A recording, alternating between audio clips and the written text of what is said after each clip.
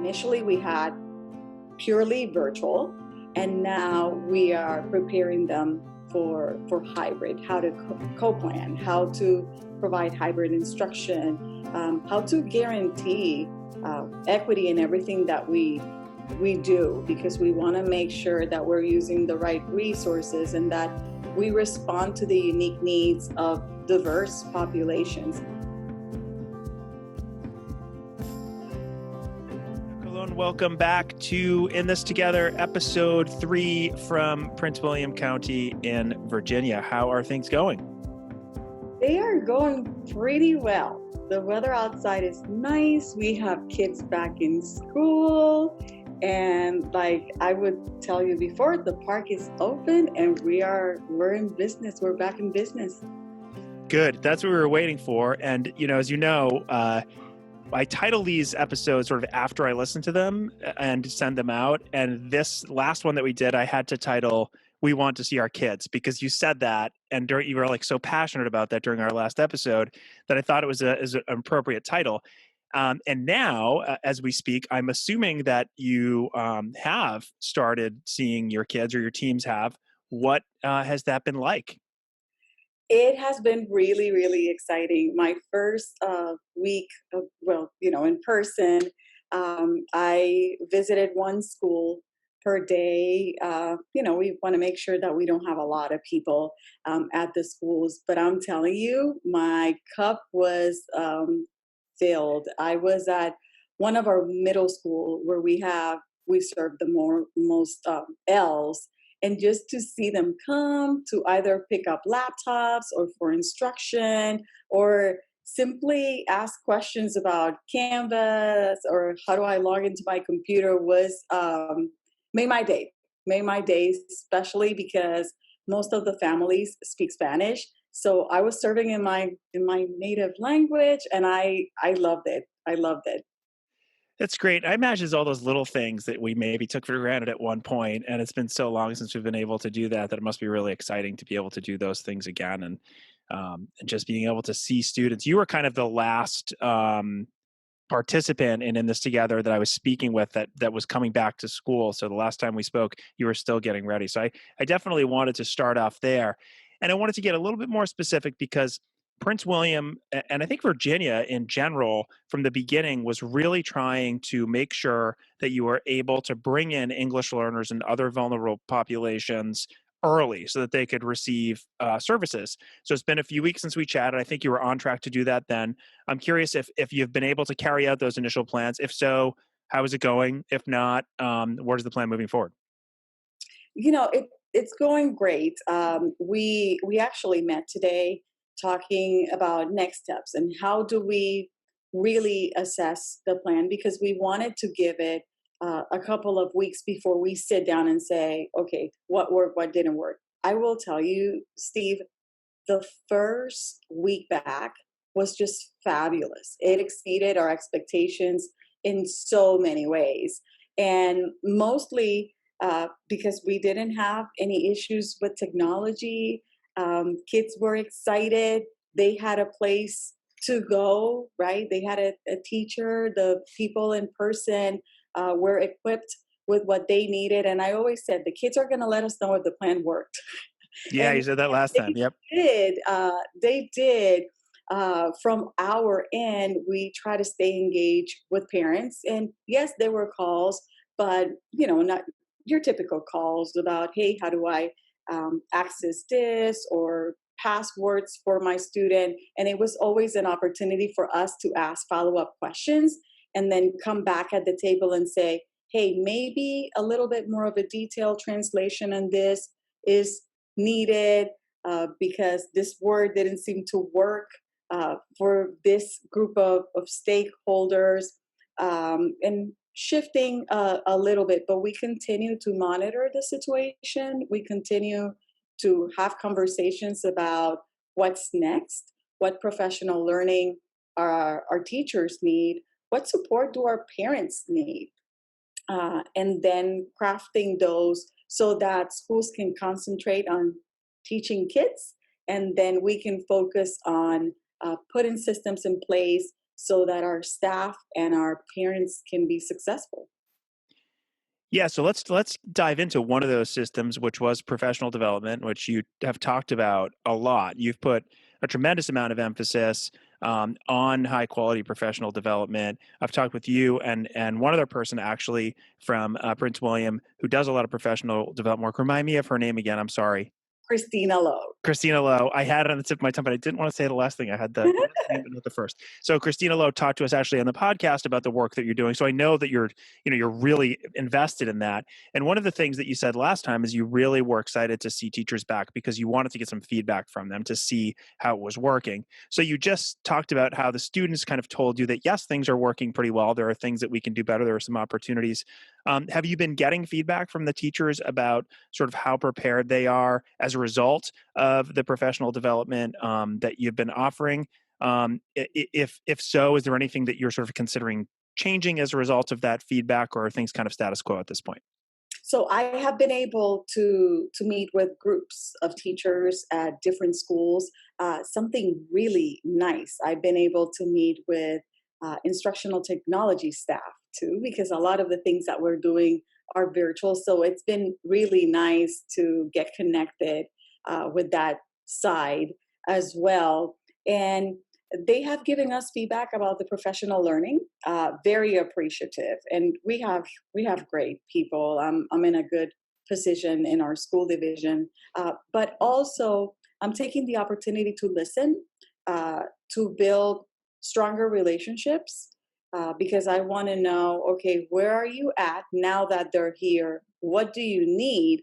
And that's going to help us enhance what we have planned for the upcoming months. So we have an amazing summit coming up in October, and I'm very excited because it started focused on instruction of English learners, and then as part of the collaboration with other offices, now it's a summit that will support both Elves, um, equity, leaders, literacy practices. So it's going to be this entire day of learning where folks are going to be experiencing how to do this in a hybrid environment, because we're looking to transitioning the students. So initially we had purely virtual, and now we are preparing them for hybrid, how to co-plan, how to provide hybrid instruction, how to guarantee equity in everything that we do, because we want to make sure that we're using the right resources and that we respond to the unique needs of diverse populations. So I am really excited about that. I am excited to be in a spot where people feel they can trust us and my role doesn't get in the way. Uh, that is something that I'm working really hard on. Coming to a meeting and people know, okay, she's really listening, and that there's evidence that I am listening and putting things in place based on their feedback. That's very important to me and for us too, because we want to make sure that what we produce is valuable for teachers and parents. Yeah, there's the actual PD that you're talking about, and the information that teachers need and strategies that teachers need to be able to work either in a remote or a face to face, or in what you're talking about, a hybrid environment, which can be challenging and can cause problems because people sort of think, well, now I have to do both things. I have to be a remote teacher and I have to be a face to face, and isn't that double the work? And how do I go about doing that? And the reason I mention that is because all of that certainly creates a certain amount of anxiety. And I know you've said a bunch of times, and I agree with you, and you're right about it. When I look at the work that you're doing, you have a team that does really well with the working with English learners. I mean, you've said that about your EL team and as well as your content teachers, but certainly being in a virtual environment and then being in a blended or a hybrid environment can pose challenges. So I'm curious to hear if and I know it's early, but have you heard anything about like some of the teachers' triumphs and challenges in this realm of kind of overcoming that anxiety that they feel and maybe putting it to use somehow, because it can be crippling, and I know has been for many of my friends who are still in the classroom. People who are veteran teachers who are very, very well versed in what they do? So that's a great question, and it brings me back to the professional learning and what are we doing. So we talk a lot about what is our role and what can we do and what do we want the teachers to do, and we want the teachers to teach students, right? That is something that we cannot do from the central office standpoint. However, what we can do is to remove roadblocks, to create resources for them to be able to teach, and to also make it clear about what the expectation is. So we talked a lot about we're not expecting Pinterest or something that it's Facebook or Twitter worthy. But what we want is that you continue to do what you know to do best, which is teach kids. Because good instruction is good instruction. I said that really the focus is in that collaboration, the planning, and how do you design things for kids that they can do independently to sustain those, the small group or that learning sticks, right? When you're not there in person. And also allowing a space for people to say, I struggle with this, but then there's someone at the table who says, oh, let me help you with that. Creating those connections. So not everything has to be PD where someone is talking to the teachers, but really, okay, come and listen to a voice from the field who will answer questions. Availability and accessibility that has been really big for us, to where people can come and they can ask the question for the third time and they're gonna know that we're gonna give them an answer and also grace, and that they're not gonna be shamed for that. I think those things are important and help with the anxiety that many of us are having, because sometimes I'm thinking, okay, where's the document? I know that I had saved it somewhere. Instead of pretending, I can go to someone and say, you know what? I don't know where this is. Can you help me out? That's what being in this together really means. Where I know I can come to you, be vulnerable, and that you're gonna keep my marbles safe, like Brene Brown would say, and you're gonna judge me, and you're gonna help me, and we're gonna grow out of this together. Right. Yeah, there's always been a lot of emphasis, especially I think in the world of multilingual education or ELL and dual language, that co-teaching, co-planning is such an important piece of it. Um, but I think sometimes what gets lost in the shuffle is just simple collaboration. And I think what you're talking about now is collaborate. You don't have to have a co-teacher or be officially co-planning with someone to be able to collaborate with other people. And I would say that collaboration is as simple as what did I do with this document? But in order to do that, you need to kind of be able to be vulnerable, be able to know that it's okay to make mistakes. Um, and I feel like that in and of itself is a way to get over that anxiety, that everybody is facing, I'm sure, at this point. I was just having a conversation today with, like literally right before this, with my son's teacher, who's a third grade teacher. And I know her well. And I said, in many ways, like the whimsical part of me really thinks this, what a great opportunity it is to be a teacher. And I wish I were still in the classroom. And I was thanking her for what she did.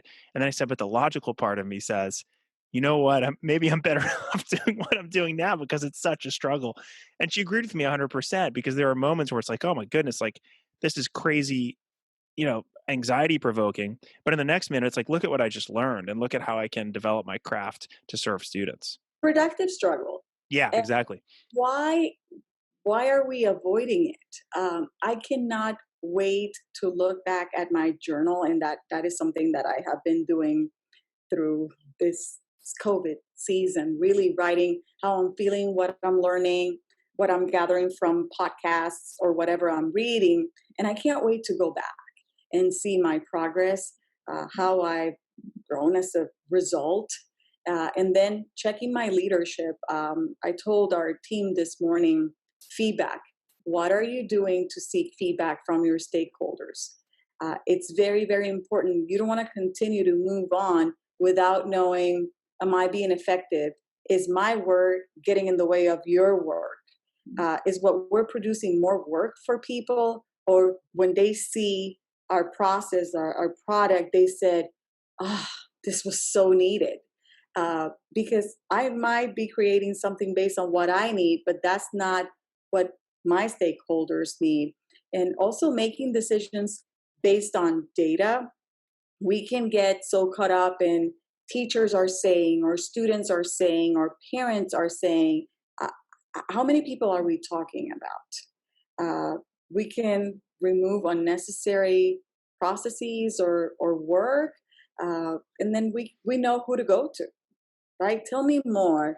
Curiosity, very important during this time. Curiosity and feedback, I think, can take us a long way. Yeah, absolutely. Right, kind of on that collaborative piece, as I try to make a transition here into my next question, I want to get a little bit more specific and talk about something that I know that you all do well, and a process that I really like that you do, and I think that might help others. So, you all at Princeton have a very deliberate process in which an administrator, an ESOL teacher, and a gen ed teacher are part of decision-making committees for students. And that's not all that rare in districts, but talking to you, I know that's something that you take very seriously and you make sure that that happens. Um, my question is have you been able to observe yet how this process is working in this remote, soon to be hybrid environment? And, we talk a lot about affordances of online learning. I'm curious if there's any affordances there that you've seen so far. And again, I know it's early, so maybe you haven't seen a lot of this yet, but I'm curious as to where you are with that.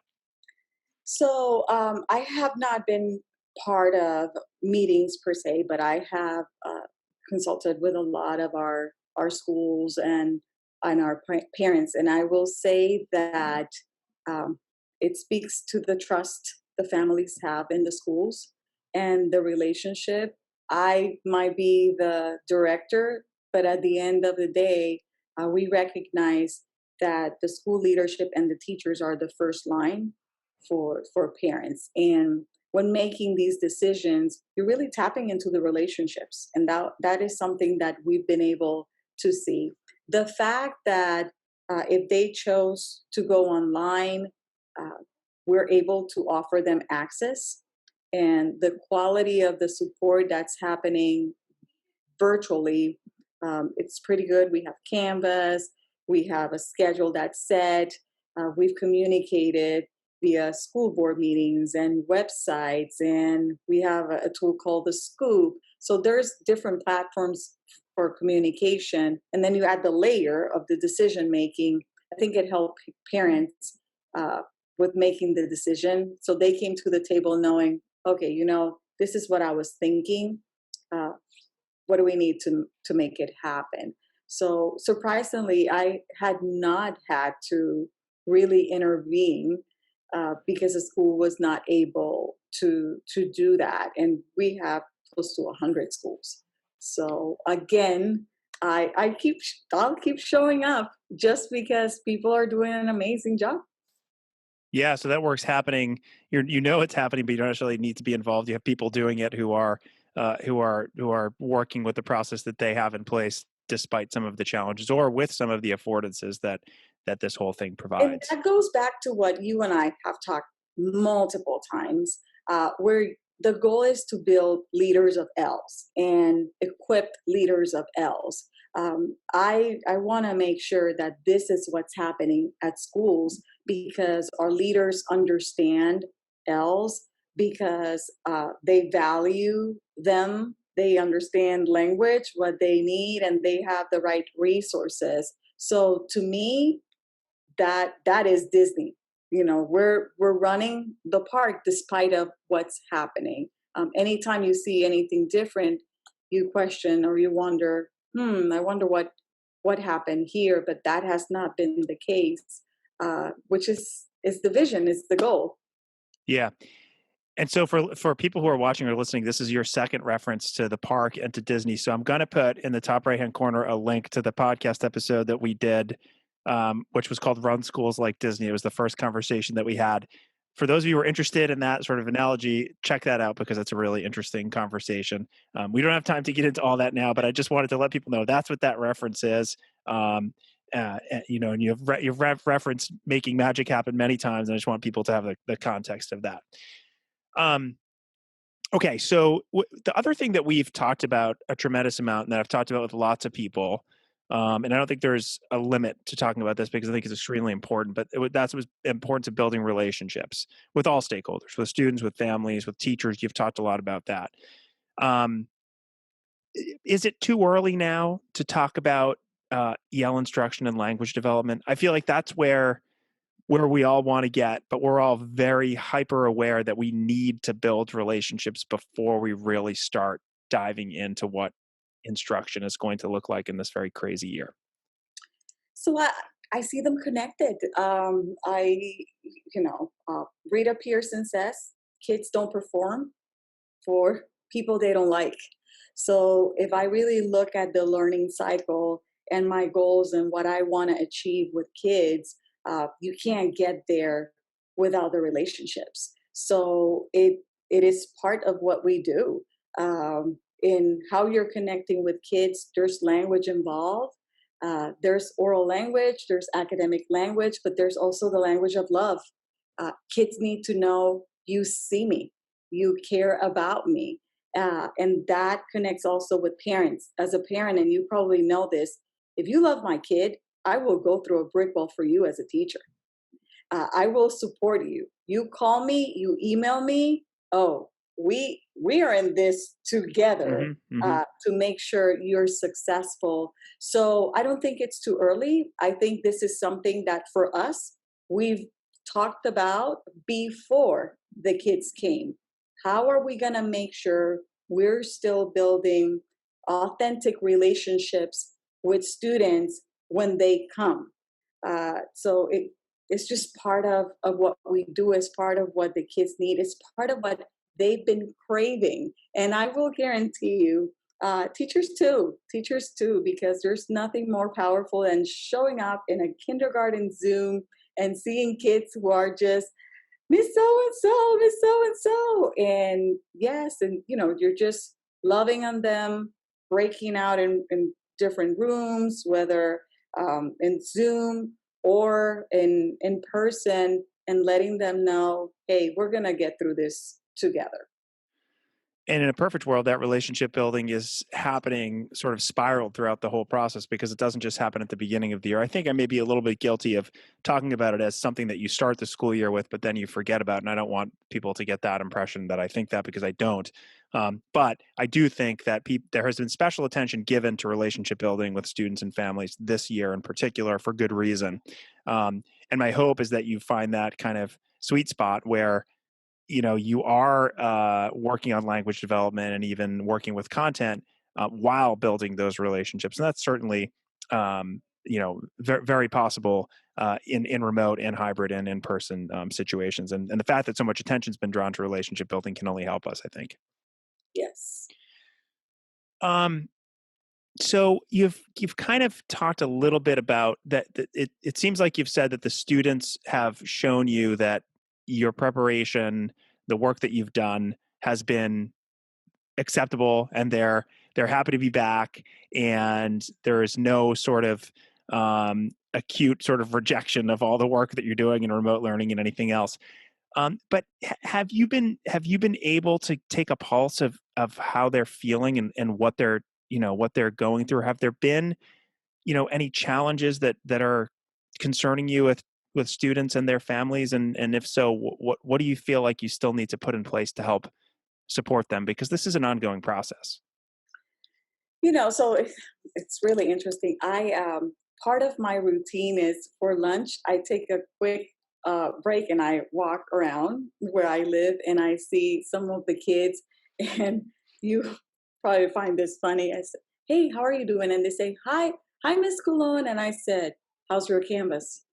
Did you join your live session? How's school?" It's like it's And like you're it's like you're roaming the hallways, but you're in your neighborhood. yes, yes. I was on the phone with an employee yesterday and she said, "What are you doing? Are you checking on kids' Canvas pages?" And I said, you bet I am, because I want to make sure that they completed those modules. So again, that's a way that I get feedback. I think my next step, it's really making the parents feel comfortable and helping them understand a little bit more about virtual learning, uh, because we don't know what's going to happen. Uh, what about those students that do prefer virtual learning? Yeah, Uh, of which there are, those students do exist, more than I thought, actually, frankly. yes, yes. For a lot of our secondary students, I have heard some of that feedback. So then, how do you educate uh, the parents so that when this comes and a student says, you know what, I think I feel more successful in this environment, or whatever the case it is, that they see it as quality and not something that we're doing because of COVID.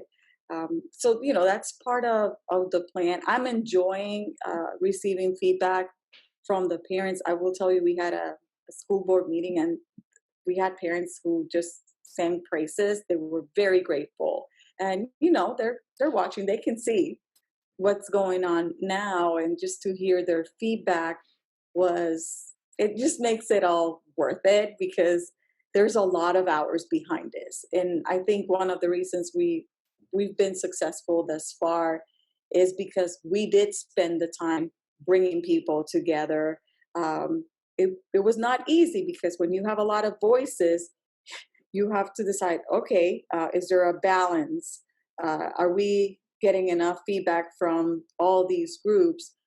But at the end of the day, it made sense. If I had to do it all over again, I would do it the same way. I would bring the task force together. I would spend the same amount of hours with the same people, because they were all in, and they believe in this, and it showed.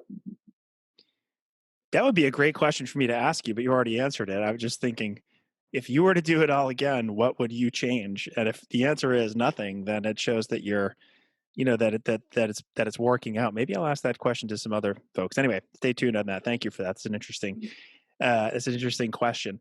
So I asked you last time, and I'm going to ask you again what your biggest surprise was over the last few weeks since we had last talked. And at that time, you had said, I think, if I recall, and I didn't look at my notes, so correct me if I'm wrong, that it was all the learning that you have to continue to do in order to keep up with everything that's going on. Um, if you think about the last couple of weeks, a lot's happened. We're back. You're seeing your students. You're seeing your teachers, albeit in a mostly virtual environment. What surprises have come up during this time, or one big sort of surprise? I guess I'd like to ask. One surprise that I guess I've been surprised all along is um, the power of collective efficacy.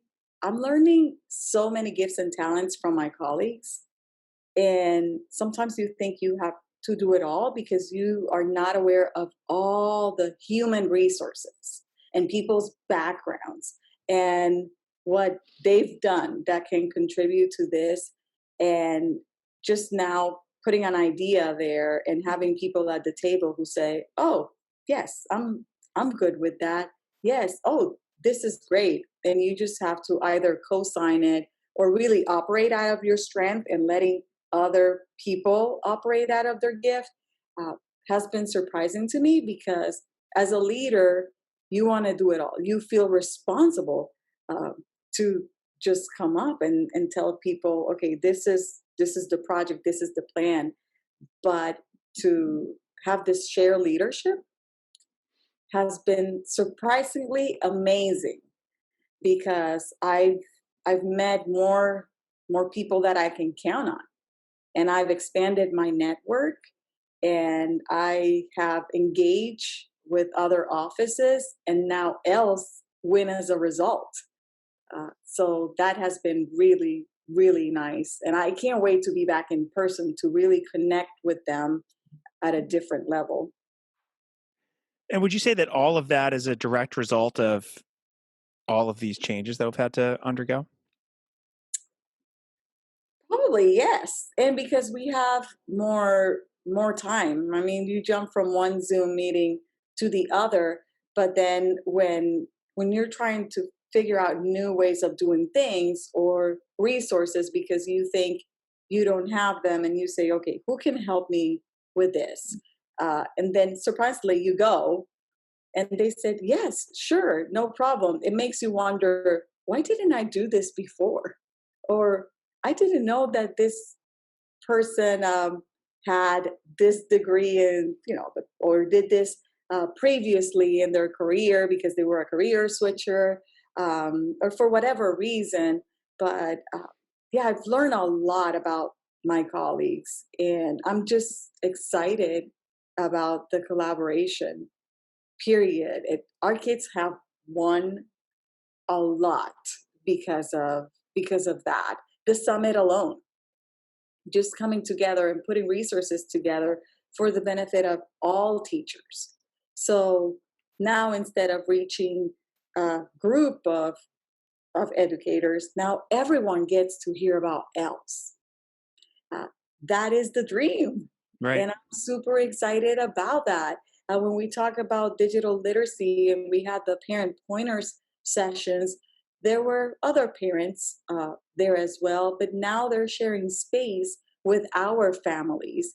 And we are letting everyone know what we value. Not that we didn't before, but now it becomes an entire uh, yeah, focus. So I'm very, very excited about that. And if anything, I'm thinking about how do I sustain that so Yeah. that it's not something that only happens in a virtual setting, but when we go back, we continue to tap into those relationships. Yeah, yeah, it's my biggest fear is like, we have such a great opportunity to learn from all this, and then my biggest fear is going back to just normal. And that's what it would be, is just normal, because we've learned so much, and I think together, you know, uh, we can really make some positive changes everywhere, not just in particular districts, particular kind of islands. So that's great.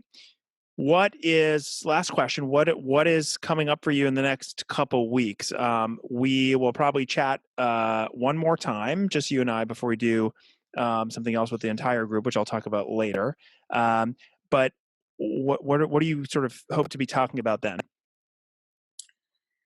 So I'm hoping to be talking about our hybrid plans because we are really we're going to bring a little bit more kids back. Hopefully, if everything is good in Virginia, and then we have the summit, which is going to be amazing.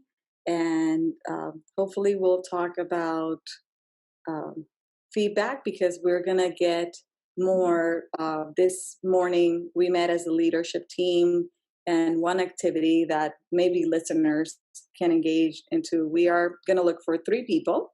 We're going to look for someone that is above with our role to seek feedback. Hey, how am I doing? Am I contributing to your vision? How is it to work with me? Availability, accessibility, that kind of thing. Then the second person will be a peer, uh, someone that's at our level to have that conversation in regards to collaboration, and then someone we support or supervise to see how they see it from their lens and look for patterns and themes and be reflective about that as we move forward with this type of work. I love that activity, and I love the three things that you mentioned. I'm tempted to ask you more about this summit, but I think we'll save it for next time because you'll know a lot more. But you mentioned it earlier. I think sounds like a great idea. We'll talk more about what it's going to be like going hybrid. If that happens, of course, we have to sort of figure out what's going on with the virus before we know anything about what's happening, hence all the last minute decisions. And then talking about this feedback, which you just mentioned, the little activity that you did. So I look forward to that. Until then, Lynn, I wish you and your team and your students and your families and everybody at Prince William the best of luck. It sounds like you're off to what appears to be a great start, and I'm sure there's great things in your future. So thanks for joining us on episode 3 of In This Together, and we'll talk again soon. No problem. Thank you so much.